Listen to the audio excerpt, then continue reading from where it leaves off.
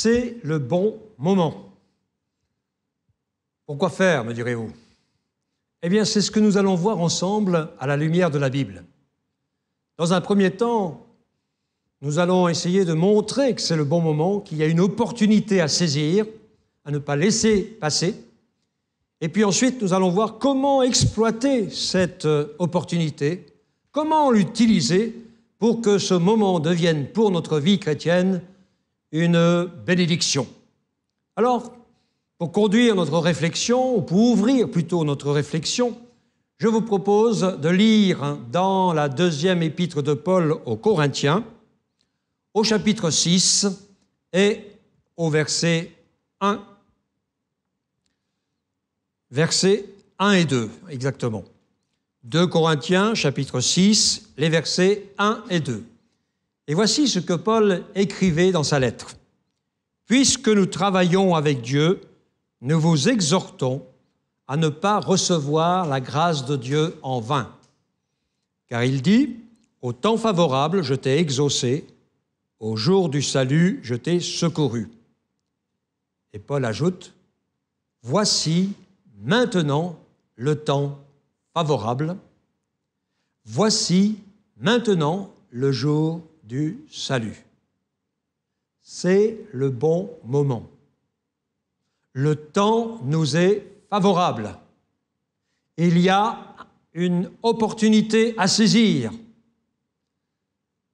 Dans certaines sphères d'activité, comme l'aviation ou d'autres, on dit il y a une fenêtre, il y a une période, il y a un temps qui ne se reproduira peut-être pas, mais qu'il faut savoir saisir.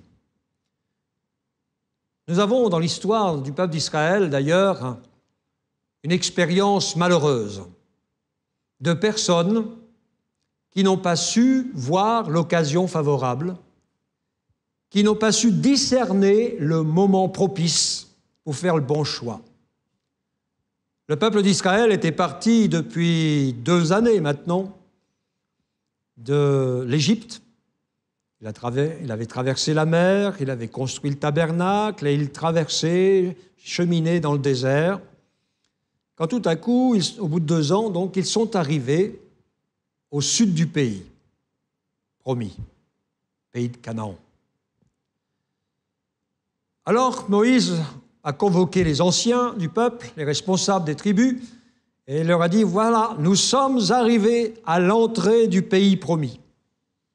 Le pays que Dieu a promis à notre ancêtre Abraham, Isaac, à notre ancêtre Isaac et à notre ancêtre Jacob. Le temps est venu pour nous d'entrer dans ce pays. C'est le temps favorable. Alors, les chefs de tribu ont donné des conseils à Moïse. Ils ont dit, nous allons envoyer 12 espions, 1 espion par tribu, qui vont aller faire une enquête dans ce pays et voir où sont les points forts, les points faibles du pays, militairement parlant, mais voyons aussi les ressources du pays et les perspectives économiques du pays. C'est ainsi que ces espions sont partis et ont sillonné le pays de Canaan. Ils ont fait un rapport à leur retour, ils sont allés voir Moïse et ils ont dit ceci. Moïse, c'est un très beau pays. Il y a de très belles perspectives. Certainement qu'économiquement, ça sera bien et bon pour le peuple d'Israël. Mais voilà, il y a des villes fortifiées. Il y a des guerriers aguerris, formés pour la guerre. Et nous qui sommes un peuple de nomades qui traversons le désert, jamais nous ne pourrons entrer dans ce pays et en prendre possession. Et sur les 12 espions, 10 d'entre eux ont tenu ce langage. 2 étaient d'un avis opposé. Ils s'appelaient Caleb et Josué.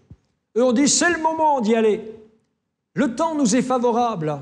La promesse est réalisée, accomplie. C'est le temps de Dieu. Mais on a failli les lapider. Moïse s'est trouvé dans une situation désastreuse, compliquée. Alors Dieu est intervenu. Elle a dit, puisque vous ne voulez pas saisir cette occasion, puisque vous ne voulez pas entrer dans ce pays, vous allez plier les tentes, vous allez repartir et cheminer pendant 38 années de plus dans le désert.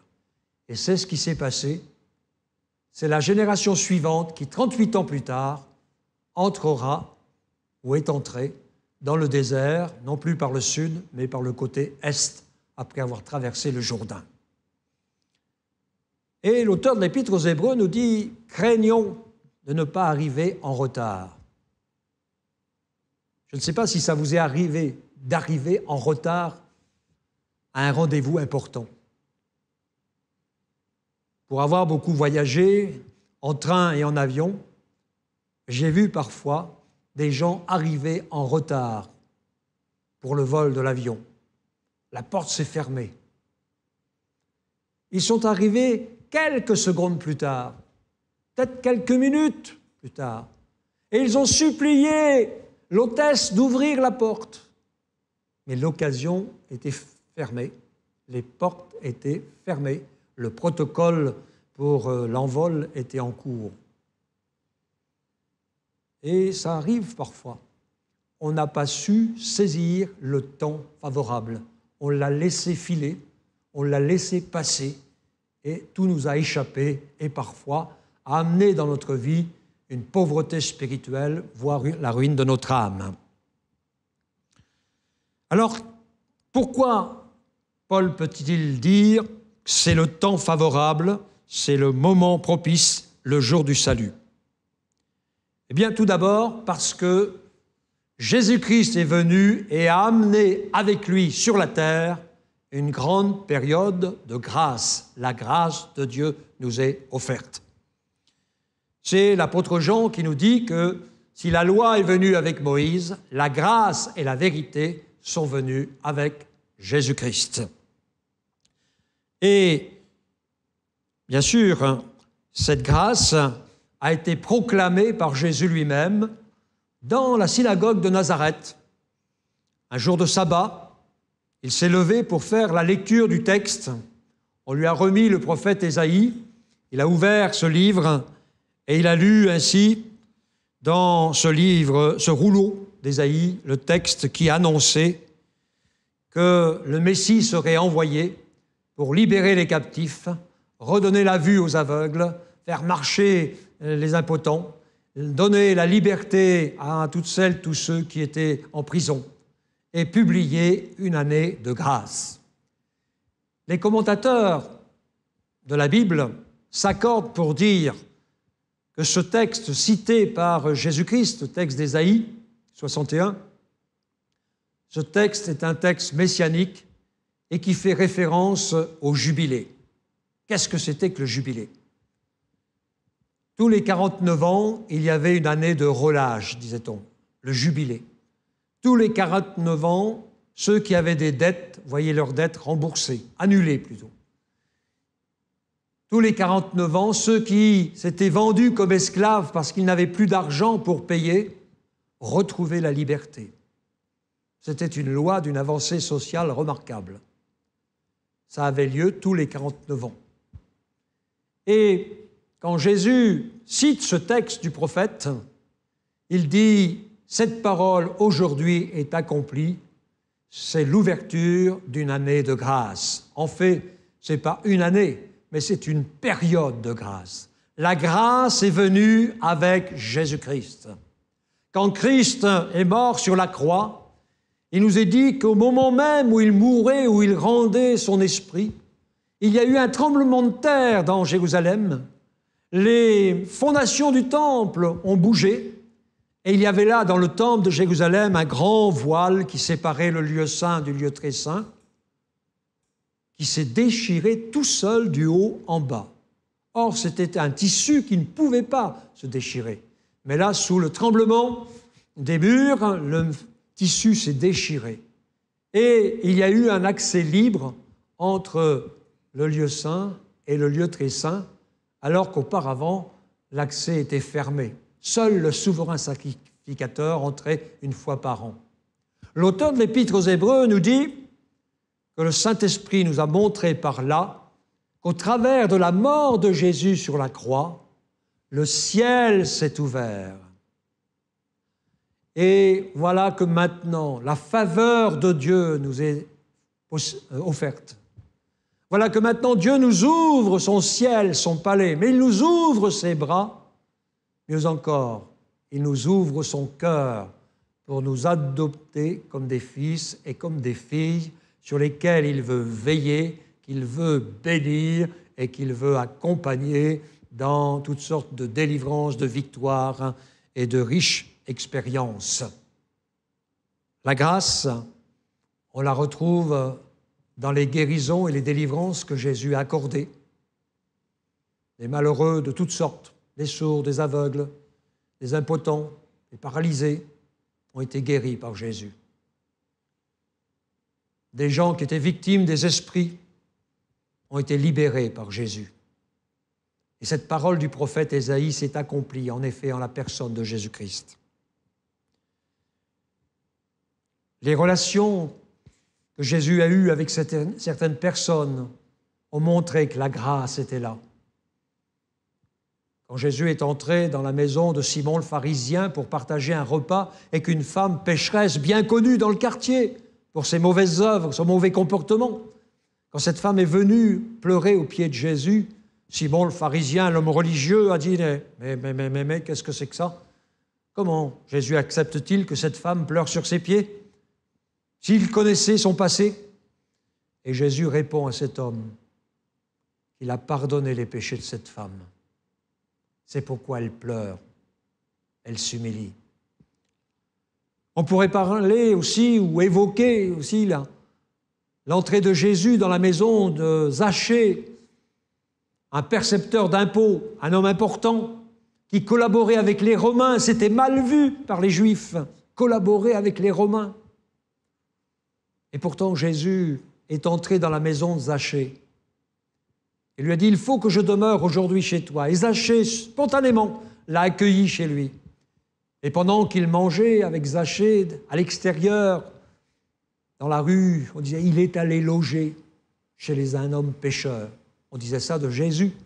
Il est allé loger chez un percepteur d'impôts. Et même, il mange avec lui. Mais Jésus a rassuré Zachée en lui disant « Le salut est entré dans cette maison ». On pourrait évoquer aussi l'enseignement de Jésus. Et je crois que la parabole qui frappe le plus, c'est celle qu'on appelle du Fils prodigue dans l'évangile de Luc au chapitre 15. Et je vous invite à lire, à relire et à relire encore ce chapitre 15 de l'évangile de Luc, où là, ce garçon qui est parti avec les biens de son père a tout dilapidé, tout perdu. Il s'est retrouvé dans la misère à garder des cochons. Or, garder des cochons au Moyen-Orient, chez les Juifs, c'était une abomination. Ça voulait dire qu'il était tombé très, très bas. Mais dans sa détresse, il a décidé de revenir vers son père. Et il est revenu. Son père l'a accueilli.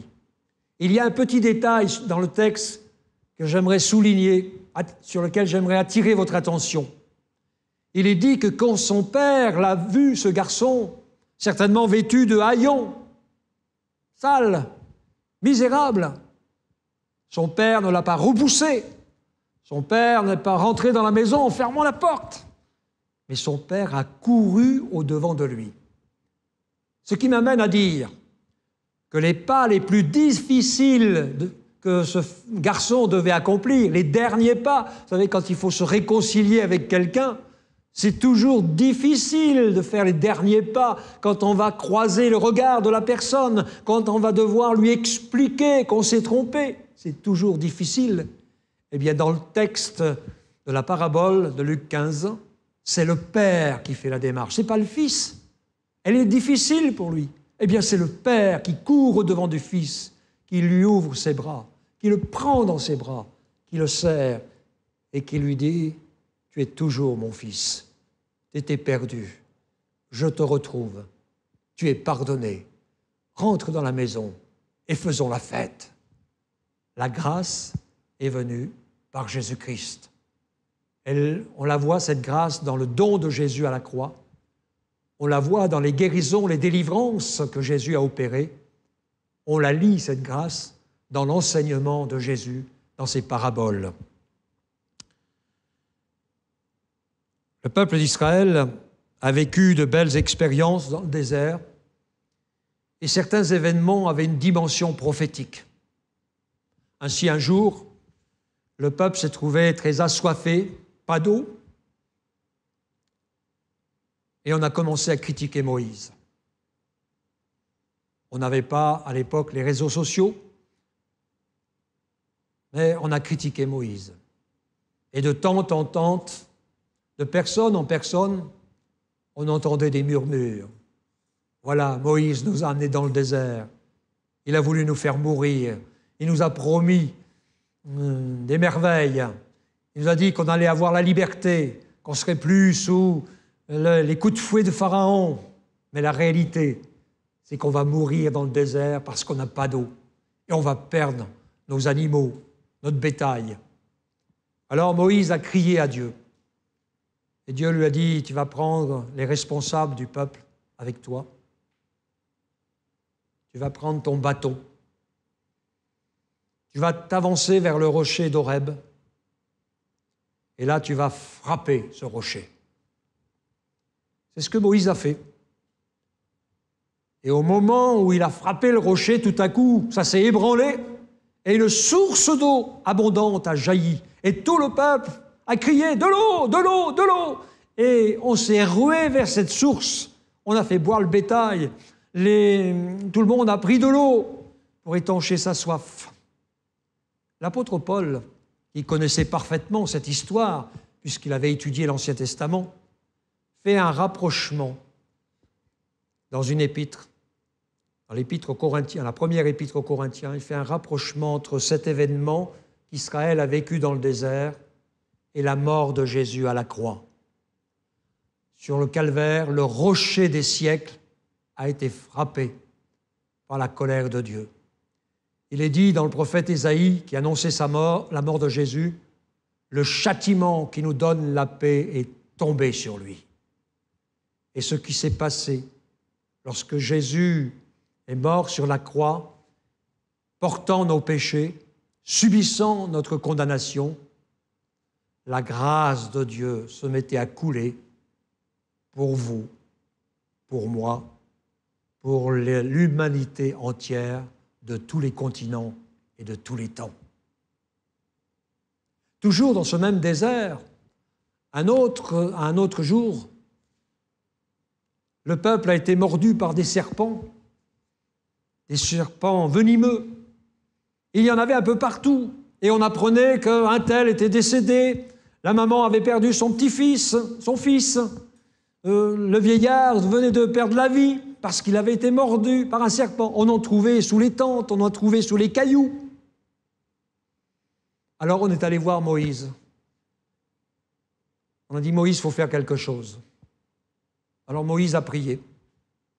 Parce qu'on peut toujours s'adresser à Dieu, même dans les pires situations. Dieu entend nos prières et il nous donne le moyen d'échapper à la détresse. Dans ce cas, Dieu n'a pas fait mourir les serpents, mais il a donné un moyen de salut.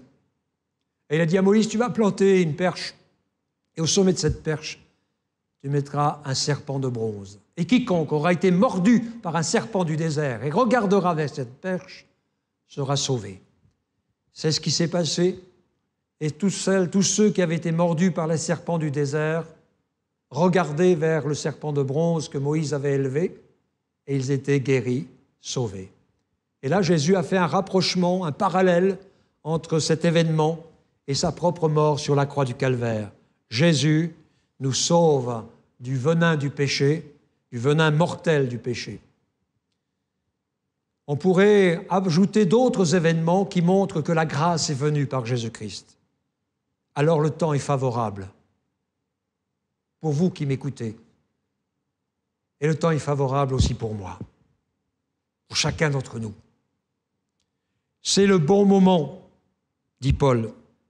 Puisque la grâce est accordée, c'est le bon moment de nous réveiller de notre torpeur spirituelle et de retrouver le zèle dans la foi, l'enthousiasme et la joie de servir Dieu.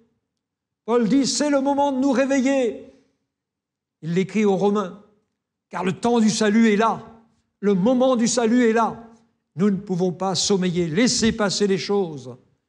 J'ai connu quelqu'un dans une ville qui disait à sa femme qui était chrétienne, « Oui, ce sont de belles choses, des choses intéressantes, mais je les considérerai à la retraite, quand j'aurai plus de travail, je serai libre, j'aurai plus mes occupations, alors je pourrai considérer ces choses. » Et puis la retraite est arrivée, mais il ne s'est pas tourné vers Dieu pour autant.